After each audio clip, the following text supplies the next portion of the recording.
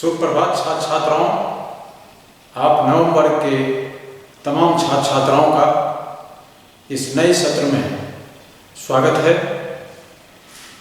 मैं सबसे पहले आपसे ये कहना चाहता हूँ कि आप अपनी कॉपी और कलम निकाल कर तैयार हो जाएं, जिससे कि जब मैं पाठ शुरू करूँ, श्लोक का अर्थ जब बताना शुरू करूँ, आप सुनकर लिखने की कोशिश करेंगे, जिसे बाद में फिर आप फ्रेश कर लेंगे तो आपको सहूलियत होगी।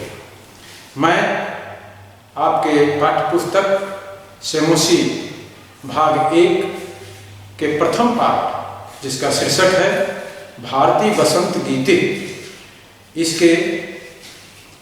इसका परिचय पहले आपको करवा दूं कि यह पाठ कहाँ से लिया गया है, इसके रचयिता कौन है, तो आप जानें। यह पाठ आधुनिक संस्कृत कवि पंडित जानकी वल्लभ शास्त्री की काकली गीत संग्रह से संकलित है। प्रकृति के सौंदर्य को देखकर ही सरस्वती की वीणा का मधुर झंकार हो सकती है। इसी भावना के अनुसार कवि प्रकृति के सौंदर्य का वर्णन करते हुए सरस्वती को वीणा बजाने का प्रार्थना करते हैं। तो अब आइए, अब आप तैयार होइए। यहाँ से जो कुछ भी मैं बताऊंगा उसे आपको लिखना होगा, कॉपी में नोट करना होगा। सर्वप्रथम मैं आपको श्लोक बता दूं, और श्लोक के बीच बीच में जो कठिन शब्द है उसको मैंने श्वेत पट पर लिख दिया है। जो संभव संधि विच्छेद होना चाहिए उसे भी मैंने कर दिया है, और उसका अर्थ भी स्पष्ट कर दिया है। आप इसको नोट कर लेंगे तो पूरे पाठ पढ़ने में सहूलियत होगी। इसके अतिरिक्त आपके पाठ्य पुस्तक में और भी शब्दार्थ दिए हुए हैं, छोटे छोटे शब्द के रूप में भी, उन्हें भी आपको याद कर लेना है। आइए मैं प्रथम श्लोक को पढ़ता हूं, आप ध्यान देके सुने। निनाद नवीनामय वाणी वीणा मृदुम गाय गीतिम ललित नीति लीना मधुर मंजरी पिंजरी भूतमाला वसंते लसंती सरसा रसाला कलापा ललित कोकिला काकिली नाम निनादय कवि नवीनामय वाणी वीणा। प्रस्तुत श्लोक में कवि कहते हैं कि हे सरस्वती, अर्थात हे वाणी, वाणी सरस्वती को कहा जाता है। हे सरस्वती, सुंदर नीति में लीन होकर मधुर गीत गाओ और नवीन वीणा को बजाओ। यहाँ वसंत ऋतु में आम्र पुष्पों की पीले वर्ण से युक्त पंक्तियों के साथ सरस आम के समूह में कोयल की आवाज सुशोभित हो रही है। अतः हे वाणी, नवीन वीणा को बजाओ। अब आइए दूसरे श्लोक की ओर हम लोग चलते हैं। दूसरे श्लोक में है वहति मंदम मंदम सौनीरे समीरे कलिंताक मजायास सवानी तीरे नताम पंक्तिमालोक मधुमाधवीना निनाद नवीनामय वाणी वीणा। इस श्लोक में कहा गया है यमुना नदी के कालिंताक मजा, कालिंदी नदी के आत्मजा यानी कालिंदी नदी की पुत्री यमुना कहलाती है।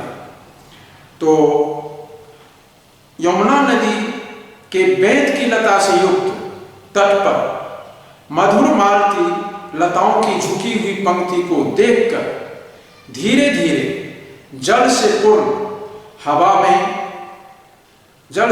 हवा के वहने पर हे वाणी, नवीन वीणा को बजाओ।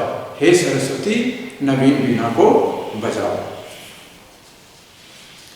तीसरा श्लोक है ललित पल्लवे पादपे पुष्प कुंजे मलय मारुतो चुंबिते मंजु कुंजे स्वनंतिंतति प्रेक्ष मलिना मलिना निनादय नवीनामय वाणी वीणा।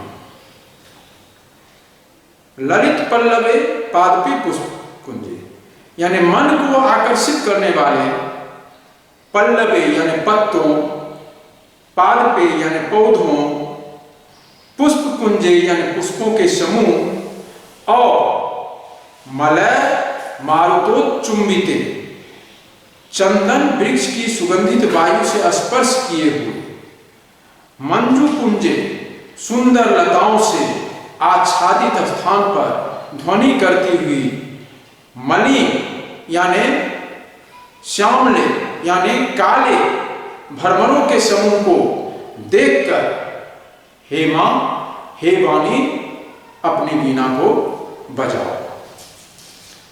अंतिम श्लोक की ओर हम लोग चलते हैं।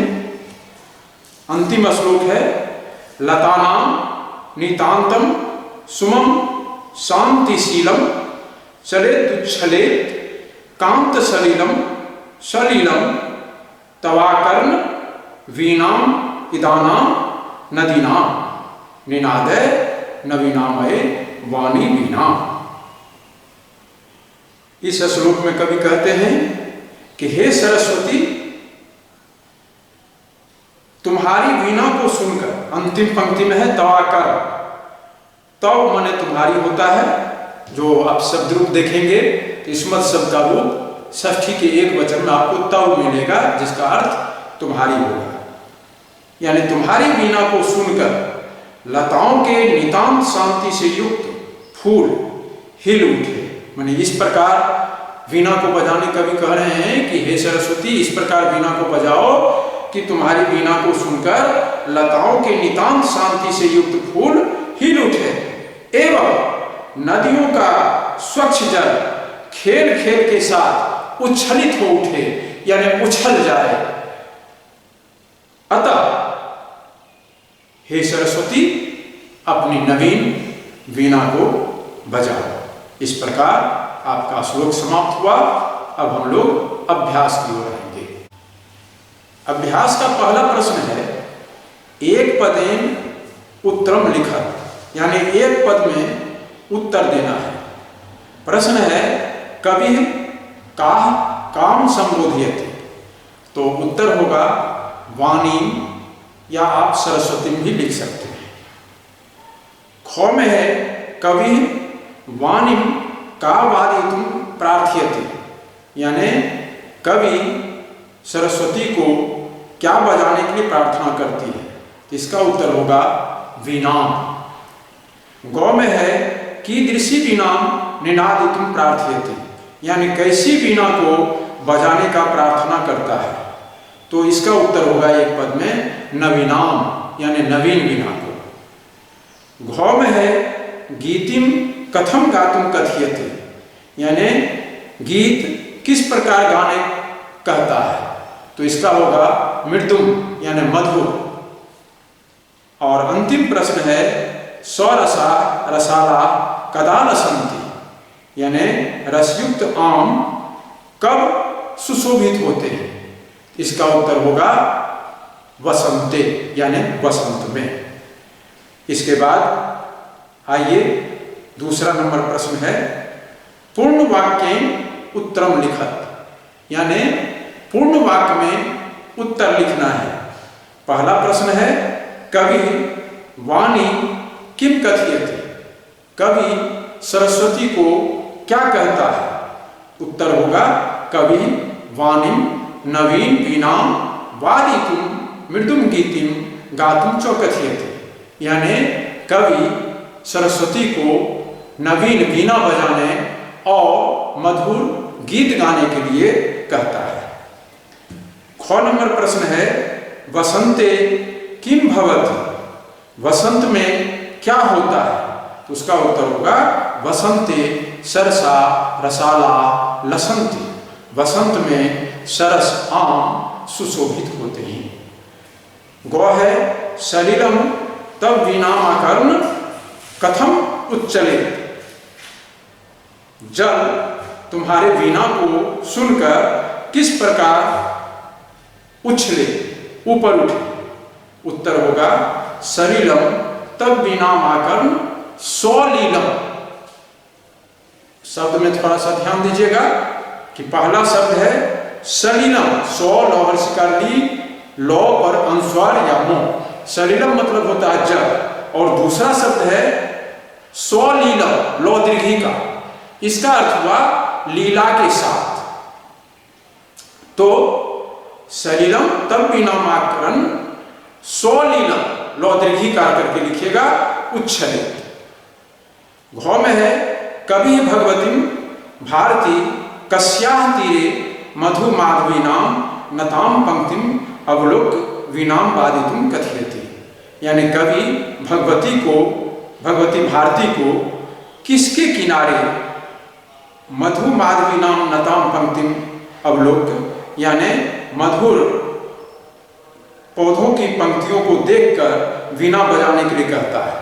उत्तर होगा कवि भगवतीम कलिंदात मजायाः तीरे मधु माधवीनाम नताम पंक्तिम अवलोक वीणाम वादितुम कथयति। अब तीसरे नंबर पर यदि आते हैं तो यह अस्तंभ को मिलाना है, जो बिल्कुल आसान होता है, फिर भी मैं बता देता हूं, आप मिला लेंगे। क में है सरस्वती, जिसका इधर से 4 नंबर होगा, जिसमें वाणी लिखा हुआ, जैसा पहले ही बताया कि वाणी मतलब सरस्वती होता है। ख में है आम्रम, जिसका इधर से 5 नंबर होगा, रसाला। आम्रम मने भी आम, रसाला मने भी आम। गौ में है पवन, जिसका इधर से सामने तीसरा नंबर ही होगा, समीरा। पवना मने भी हवा, समीरा मने भी हवा। घ में है तटे, जिसका मतलब हुआ किनारे पर, उसका 1 नंबर होगा तीरे। तीरे मने भी हुआ किनारे पर। अरो में है भरमरा नाम, जिसका 2 नंबर होगा अली नाम, यानी भरमरा नाम मने भौरों का, और अली भी भौरा को ही कहते हैं, अली नाम मने भी भौरों का। अब आइए 4 नंबर में है अधोलिखितानि पदानि प्रयुक्त संस्कृत भाषा वाक्य रचनाम कुरु। मतलब नीचे जो शब्द दिए हुए हैं उसका संस्कृत भाषा में वाक्य रचना करना है। एक शब्द का एक वाक्य में बता देता हूं आपको। यूं आप इसके अतिरिक्त भी दूसरा वाक्य भी बना सकते हैं, जरूरी नहीं है कि जो मैं बता रहा हूं वही वाक्य हो। निनाद है, जिसका वाक्य आप बना सकते हैं निनाद नवीनाम वीणाम। और ख में है मंदम मंदम, इसका वाक्य आप बना सकते हैं। मंदम मंदम का मतलब होता है धीरे धीरे, जैसा कि लिख भी दिए हैं। तो इसका वाक्य बनाएंगे कि बसंते मंदम मंदम वायु वहती। वसंत में धीरे धीरे हवा बहती है।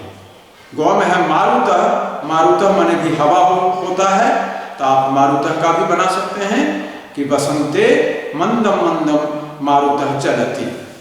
गौ में है सलिलम, जिसका अर्थ होता है जल, तो उसका बना सकते हैं वीणाम आकर्ण नद्याम सलिलम सौलीलम उच्छले।